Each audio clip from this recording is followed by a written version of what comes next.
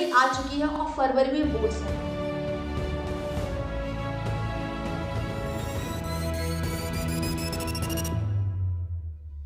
और आपके दिमाग में चल रहा है कि अब क्या होगा। तो अगर आपके दिमाग में भी यही चल रहा है, आप भी यही सोच रहे हो कि अब क्या होगा, मेरा तो सिलेबस कंप्लीट नहीं है, तो ये वीडियो आपके लिए। सो नमस्कार स्टूडेंट, मैं हूँ Radhika Singh from make real achievement. तो आज मैं इस वीडियो में उस स्ट्रेटजी को शेयर करूंगी आपके साथ जो कि लास्ट टाइम तक आपके काम आएगी, जिसका यूज करके आप बोर्ड्स में अच्छा स्कोर कर सकते हैं। तो बिना कोई देरी के स्टार्ट करते हैं वीडियो को अपनी शुभ लाइन के साथ। Let's together make your achievement real, let's get started. तो सबसे बड़ी दिक्कत है अभी, सबसे बड़ी प्रॉब्लम जो स्टूडेंट की है कि मोस्ट ऑफ द स्टूडेंट का तो सिलेबस ही फिनिश नहीं हुआ है। अब कैसे हम सिलेबस जल्दी से फिनिश करेंगे और रिवीजन करेंगे, तो ये सबसे बड़ी प्रॉब्लम है। तो मेरी एक बात ध्यान से सुनो कि अगर आपने ये सोच रखा है कि सिलेबस पहले मैं सिलेबस फिनिश करूंगा तब रिवीजन स्टार्ट करूंगा, तो ये 90% स्टूडेंट यही स्ट्रेटजी लगाते हैं और ये one of the worst strategy में से आती है। क्यों? क्योंकि क्या है कि इसमें आप सोच रहे हो कि पहले मैं सिलेबस फिनिश करूंगा, जो कि कभी होगा ही नहीं। हमारा सिलेबस कभी फिनिश होता ही नहीं है। अगर हो भी जाए तो हमें तब भी लगता है कि अभी ये रह गया वो रह गया। तो एक्चुअली प्रॉब्लम आपकी ये नहीं होनी चाहिए कि मेरा सिलेबस खत्म नहीं हुआ है। प्रॉब्लम ये होनी चाहिए कि जितना मैंने सिलेबस खत्म कर लिया है एटलीस्ट मैं उतना तो अच्छे से कवर अप करूँ, यानी कि इतना तो अच्छे से कवर करूँ कि मैं एटलीस्ट उसमें तो मार्क्स बिल्कुल लूज ना करूँ। तो इसका मतलब ये है कि आपको क्या करना है, पहले ये समझना होगा अपने सिलेबस को समझने के लिए, अपने सिलेबस को जल्दी से जल्दी फिनिश करने के लिए, और वो भी इस लास्ट मोमेंट पर। तो आपको ये समझना होगा कि सारे चैप्टर इक्वल नहीं होते, यानी कि सारे चैप्टर्स में आपको इक्वल एफर्ट्स डालने की कोई जरूरत नहीं है, क्योंकि 80% पेपर आपका 20% चैप्टर्स में से ही आता है। यानी कि आपको कुछ ऐसे चैप्टर सेलेक्ट करने हैं जो आपको बहुत अच्छे से आते हो। लाइक ये हाई वेटेज हो सकते हैं, या फिर उन चैप्टर के सिर्फ उन्हीं टॉपिक्स को आप पढ़ो जो कि बार बार रिपीट होते हैं। अब आपको कैसे पता चलेगा कि कौन से टॉपिक रिपीट होते हैं बार बार, है ना? तो इसकी टेंशन आप मत कीजिए, क्योंकि इसके लिए मैंने बनाई है एक पीडीएफ, जिसमें मैंने आपको सब कुछ दे रखा है, जिसकी बात मैंने पिछले वीडियोस में भी करी थी। जिस पीडीएफ में मैंने साइंस के इंपॉर्टेंट चैप्टर थे वो इंपॉर्टेंट टॉपिक्स दिए हैं, जिसमें आप क्या कर सकते हो, उन टॉपिक्स पर ज्यादा फोकस कर मार्क्स अच्छे से ग्रैब कर सकते हो, क्योंकि आपको पता है सिलेबस अभी कंप्लीट होगा नहीं। तो सिंपल हमारी स्मार्ट स्ट्रेटेजी वो होनी चाहिए कि जिन टॉपिक से लगातार बोर्ड्स क्वेश्चन पूछ रहा है हर ईयर, लगातार बोर्ड्स क्या करता है, क्वेश्चन उसमें से मैक्सिमम नंबर्स ऑफ क्वेश्चन पूछता है, तो सिर्फ हम उन्हीं टॉपिक्स को पढ़ के जाएं। तो उस पीडीएफ में कुछ ऐसे ही टॉपिक्स हैं जो कि आपको पढ़ने हैं, और आप देख सकते हो कि इस पीडीएफ में स्टार्स भी लगे हुए हैं। इसका मतलब ये स्टार ये गारंटी देते हैं कि ये वाले टॉपिक्स में से क्वेश्चन तो 100% आएगा।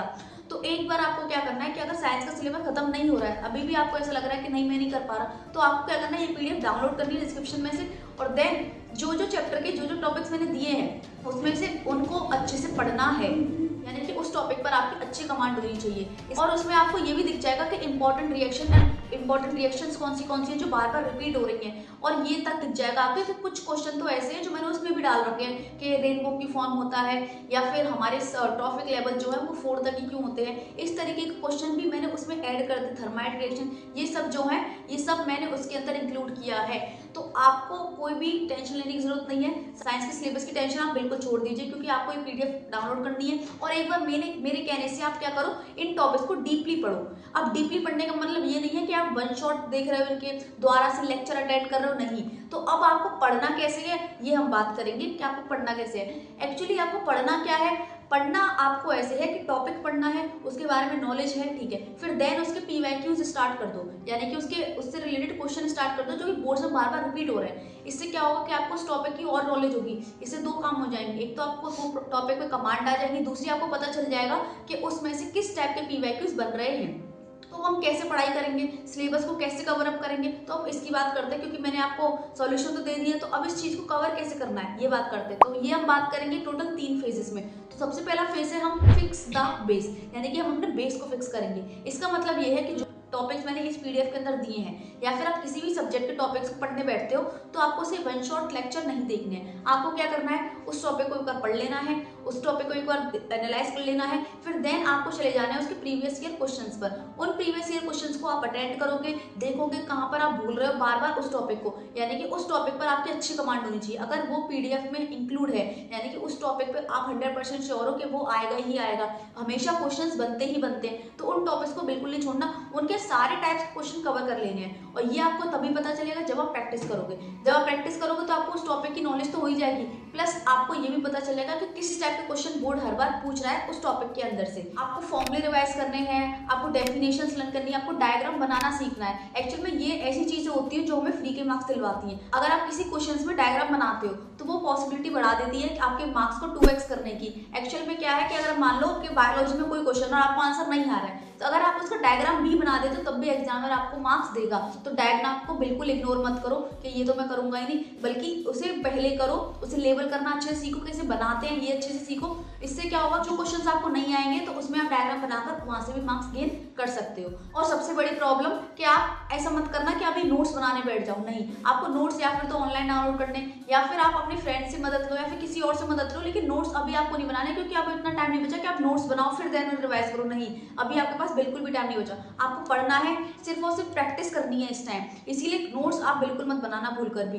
कई सारे नोट्स हैं, डाउनलोड कर लेना आप ऑनलाइन, या फिर अपने फ्रेंड से मदद लेना, जैसे आपको करना है, लेकिन नोट्स आप मत करना। नोट्स को अरेंज करना जो आपको अच्छे से समझ में आए। दूसरी बात ये कि किसी भी नई बुक के पीछे मत भागो कि मैं ये भी कर लूंगा वो भी कर लूंगा। जिस बुक से भी आप प्रैक्टिस कर रहे हो या फिर जहां से भी आप प्रैक्टिस करते हो, सिर्फ उसी सोर्स से प्रैक्टिस करनी है। आपको बार बार दूसरे सोर्सेज पर मत भागिए, क्योंकि किसी भी सोर्स से आप प्रैक्टिस कर रहे हो तो वहां से प्रैक्टिस कीजिए। नई बुक से पीछे मत भागिए कि उस टॉपर ने उस सैंपल पेपर से किया था तो मैं भी उससे करके अच्छे नंबर ला सकता हूँ, मेरे स्कूल में वो टॉपर है वो अच्छे नंबर ला रहा है, उस बुक्स का यूज कर तो मैं उसको खरीद लेता हूँ। ऐसा कुछ नहीं होता है। सारी की सारी चीज डिपेंड करती है आपकी प्रैक्टिस पर, ना कि बुक पर।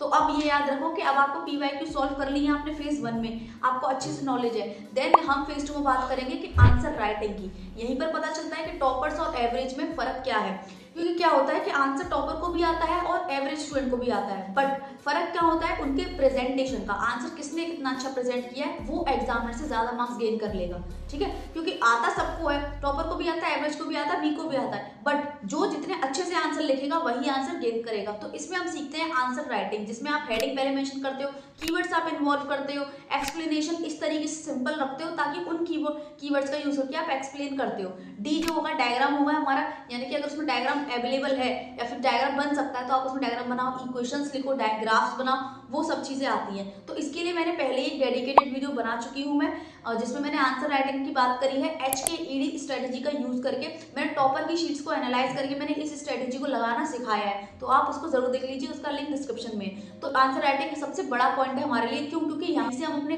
मार्क्स गेन कर सकते हैं और लूज भी करवा सकते हैं। अगर कोई आंसर हमें आता है बट हमें ये नहीं आ रहा कि उसे लिखना कैसे, तो यहीं पर आपके मार्क्स आप लूज कर दोगे। लेकिन इस वजह से आपको आंसर राइटिंग अच्छे से आनी चाहिए। ये मत सोचिए कि ये तो नॉर्मल सी चीज है, आंसर राइटिंग कौन सीखता है। इसीलिए जो भी क्वेश्चन करो बस आंखों से मत देखो कि हाँ मेरे को आता है, पढ़ो मत उसे, उसको करने की कोशिश करो, यानी कि उसे अटेम्प्ट करो। अगर कोई इंग्लिश का क्वेश्चन है, आपको लग रहा है कि हाँ मैं इसका आंसर लिख लूंगा, नहीं, उसे तुरंत लिखो, तभी लिखो, और उन कीवर्ड्स का यूज करो जो कि बुक में, NCERT बुक में है।